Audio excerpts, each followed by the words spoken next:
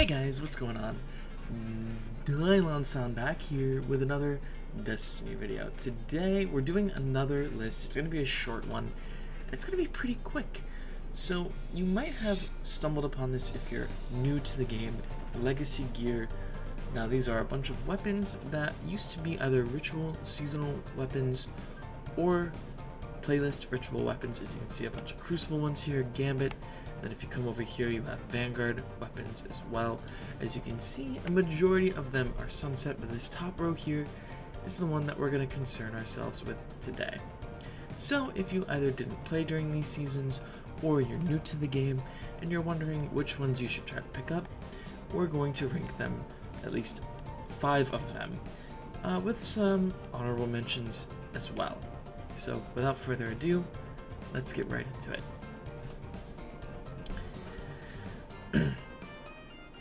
So at number 5, we have Ascendancy. This rocket launcher is very versatile. You can switch it to damage with Ambitious Assassin and Explosive Light, or you can switch it to Ad Clear if you'd like with Ambitious and Chain Reaction. Masterwork of Handling for some reason, I honestly don't know why. This is a great rocket launcher to run if you have someone else in your fire team using Galahorn, or if you just need any old rocket launcher. The reason that's at 5, however, is that there's much more easily accessible rocket launchers that are better, at least right now, like Bump in the Night, or even Galahorn itself. But this is a good legendary option if you're looking for one. I mean, you can't really get Hothead anymore. Bump in the Night would be another option, as I just mentioned. And aside from that, your options go down severely after that. You have the one from Pit of Heresy, like Heretic, or you have Roar of the Bear from Iron Banner. But again, options for legendary rockets are not that, there's not that many, just to cut it close. Now number 4, this one was kind of hard to choose, and by kind of hard, I mean not at all, but Null Composure is actually really fun. Now when it originally came out, it was a lot better than it is now, but that's just because there's a lot more Void fusion rifles in the game that are good, whether you're looking for Glacial Chasm, which actually was in the game before it, but still, the versatility again is what's going to get you. The ability to switch perks with most of these guns is what makes it better than some others, where you might get a random roll, but Feeding Frenzy, Reservoir Burst is a perfect combination for Ad Clear, and if for some reason you want to do extra damage, you could switch to High Impact. Heating Up, I wouldn't really recommend unless you're playing Crucible. Again, PvE, Feeding Frenzy, or Reservoir Burst, in between Feeding Frenzy and these 2 perks here are going to be the best for you. Reservoir Burst for huge clumps of ads is just really fun, especially using this now with volatile rounds. It might be a little bit overkill, which is why it's not higher on this list, and if you were to rank it among fusion rifles overall, it would suffer a bit because volatile rounds kind of just do what Reservoir Burst does anyways without having to take up a slot on your gun.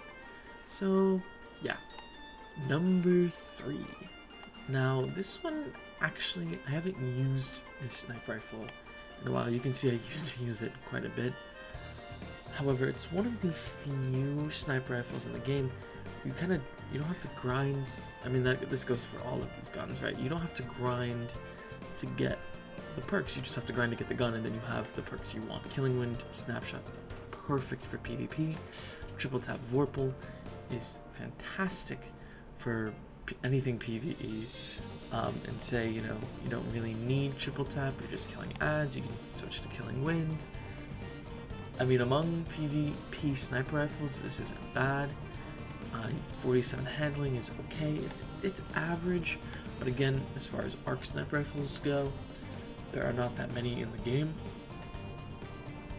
that are this good, and there are only a few that you can get now anyways.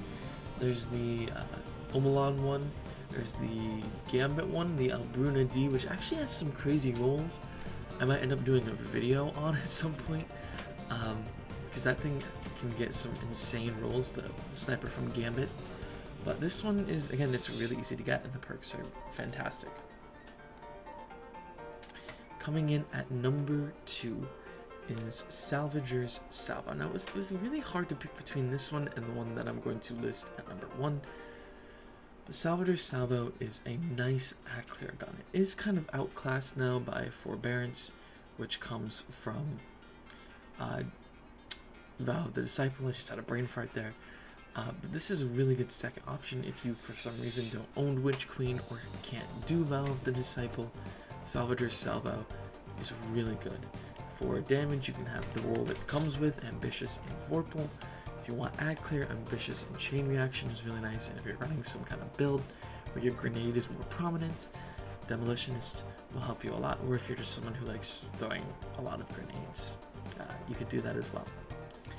This thing handles really well. This thing is just so fun to use.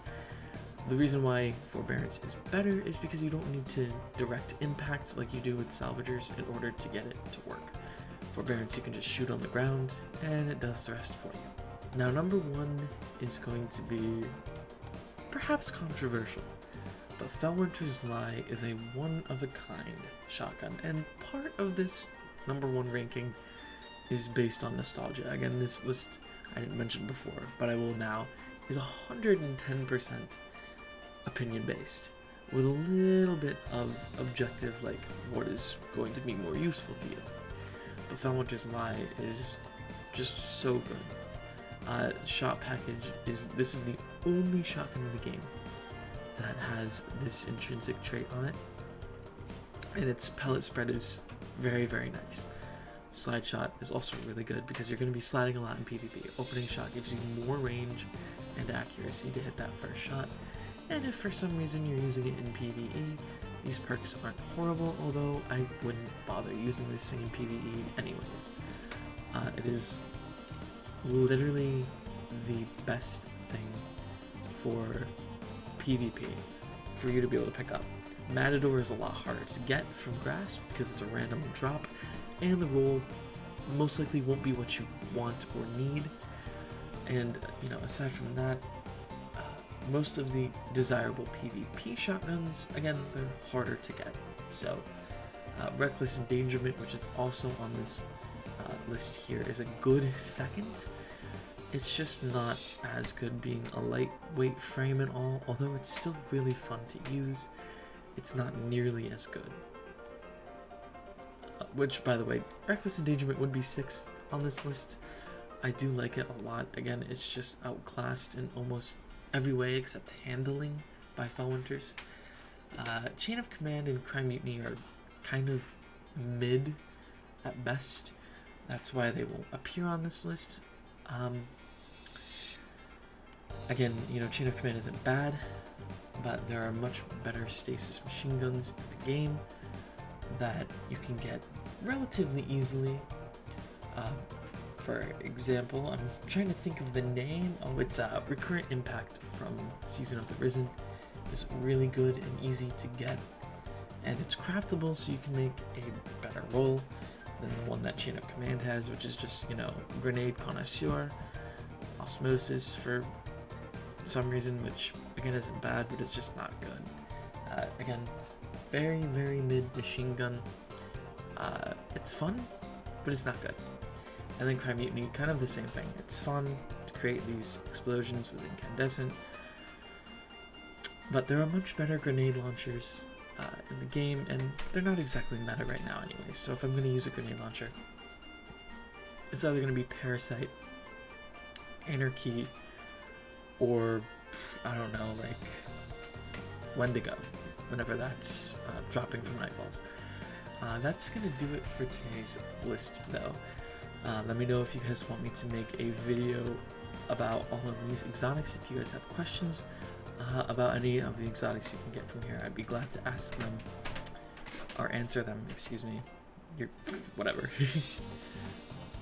Anyways, thanks for tuning in, and I'll see you guys next time.